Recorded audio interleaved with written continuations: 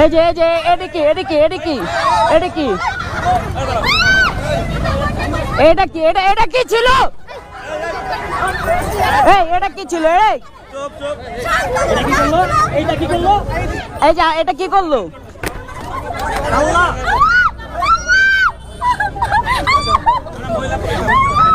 এখন এবার প্রকাশ্যেই রাস্তায় মিথিলাকে পেটালো টিম রাকিবের সদস্যরা। মিথিলাকে ইচ্ছে মতো মেরেছে রাকিবের টিমের সদস্যরা। মার খেয়ে অজ্ঞান হয়ে রাস্তায় পড়ে যান মিথিলা। ভিউয়ার্স, পুরো ভিডিওটি শুরু থেকে শেষ পর্যন্ত অবশ্যই দেখুন। একটু ধরো, এটা ফোনটা ধরো।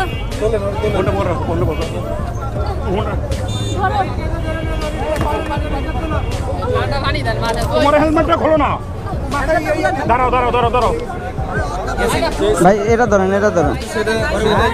হঠাৎ করে সোশ্যাল মিডিয়াতে মিথিলাকে মারার একটি ভিডিও ছড়িয়ে পড়ে। রাস্তায় প্রকাশ্যে মারামারি করেছে রাকিবের টিম। মিথিলাকে পুলিশের সামনেই ইচ্ছে মতো মেরে রাস্তায় ফেলে দেন টিম রাকিবের সদস্যরা। অন্তরার ভাগ্নি সহ রাকিবের টিমের অন্য সদস্যরাও উপস্থিত ছিল সেখানে। সোশ্যাল মিডিয়ায় এমন নেক্কারজনক ঘটনা এর আগে দেখা যায়নি। বেশ কয়েক মাস ধরে রাকিব ও ইয়াসিন মিথিলা দ্বন্দ্ব চলে আসছে। কেউ কারো মুখ দেখে না পর্যন্ত।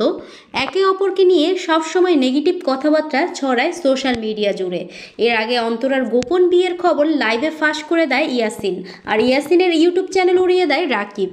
সোশ্যাল মিডিয়ায় একে অপরকে বুলি করে কথা বলে থাকে। হঠাৎ করে পাবলিক প্লেসে ইয়াসিন আর মিথিলার সাথে টিম রাকিবের দেখা, আর সেখানেই বাকবিতণ্ডার জড়িয়ে পড়েন ইয়াসিন, মিথিলা ও টিম রাকিব। পুলিশের সামনেই এই হতাহতের ঘটনাটি ঘটেছে। এরপর তড়িঘড়ি করে মিথিলাকে হাসপাতাল নিয়ে যান ইয়াসিন হোসাইন। ইয়াসিন হোসাইন একটি লাইভ ভিডিওতে বলেছেন তিনি রাকিবের সাথে কোনো পারিশ্রমিক ছাড়াই কাজ করে গিয়েছেন এবং তিনি এখন তার সমস্ত পারিশ্রমিক ফেরত চান। সো ভিউয়ার্স, পুরো ভিডিওটি দেখার পর আপনার মূল্যবান মন্তব্যটি অবশ্যই আমাদেরকে কমেন্ট করে জানাবেন। ধন্যবাদ।